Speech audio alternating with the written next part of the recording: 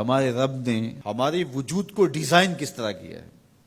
ہم جب کھانے لگتے ہیں تو سب سے پہلے ہم اس کھانے کو دیکھتے ہیں، اس کے اوپر کوئی نجاست تو نہیں لگی، کوئی غلاظت تو نہیں لگی، پہلے آنکھ اس کو چیک کرتی ہے، اس کے بعد پھر ہاتھ سے ہم لقمہ توڑتے ہیں یا اس چیز کو اٹھاتے ہیں تو ہمارا ہاتھ دیکھتا ہے کہ اس کے اوپر کوئی ایسی سختی تو نہیں ہے کہ جو ہمارے لیے تکلیف کا سبب ہو۔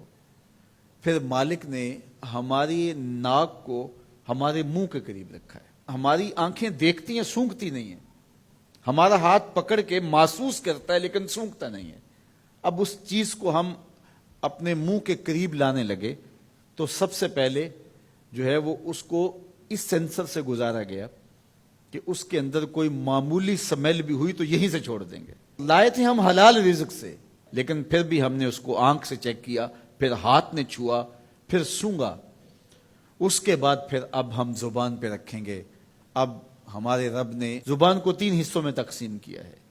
زبان کی جو نوک ہے اس کے اوپر نمکیات کو چکھنے کے ذائقے رکھے ہیں۔ زبان کا درمیانہ حصہ جو ہے یہ مٹھاس کا احساس کرتا ہے، اور حلق کے قریب جو حصہ ہے یہ کڑواہٹ کا احساس کرتا ہے۔ تو اب اس کو زبان پر رکھ کے چکھا کہ یہ بد ذائقہ تو نہیں ہے، اب زبان نے بھی کہہ دیا کہ اس کا ذائقہ بھی ٹھیک ہے۔ اب دانتوں کی چکی میں پیسا کہ اس کے اندر کوئی ایسی چیز تو نہیں ہے کہ جو تمہارے معدے پہ شاق ہو، پھر تمہارے حلق سے نیچے اترا۔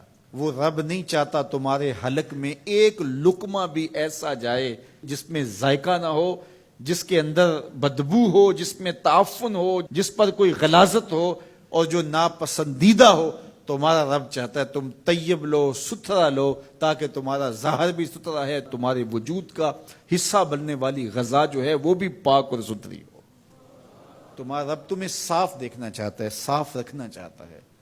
یہ تمہارے لیے اس رب کی تلقین ہے کہ تم صاف رہو۔ جو کھانے کا وضو ہے وہ ہاتھ دھونا ہے اور کلی کرنا ہے۔ جب تم کھانا کھانے لگو تو ہاتھ دھو لو اور اس کے بعد کلی کرو، اور اس کے بعد کھانا شروع کرو، اور کھانے کے بعد پھر دوبارہ کلی کرو۔ اور ہمیں بار بار مسواک کرنے کی تلقین کی گئی۔ مسواک منہ کو صاف کرتی ہے اور رب کو راضی رکھتی ہے۔ میں نے کہا کہ جب بچہ پیدا ہوتا ہے تو اس وقت اس کو غسل دیا جاتا ہے، اور جب جنازہ اٹھتا ہے تو اس سے قبل بھی اس کو غسل دیا جاتا ہے۔ غسل سے کہانی شروع ہو کے غسل پہ ختم ہوتی ہے، اور ادھر صفائی اور ستھرائی کی کہانی یہ ہے کہ جب تک بچہ اپنے دانت صاف کرنے کی اہلیت نہیں رکھتا اتنی دیر تک دانت ہی نہیں اگتے، اس لیے کہ اب یہ صاف نہیں کر پاتا، اور جب وہ صاف کر پائے گا تو پھر دانت اگنا شروع ہوں گے، اور پھر ان دانتوں کو ہر لحاظ سے صاف رکھے، ان کو ستھرا رکھے۔ میرے اور آپ کے آقا و مولا حضور ختم المرتبت صلی اللہ علیہ وآلہ وسلم کا جب آخری وقت آیا اور حضرت اسرائیل علیہ السلام قبض روح کے لیے اجازت طلب کر رہے تھے تو حضور نے فرمایا عائشہ مسواک دو، تو حضور کو مسواک دی گئی۔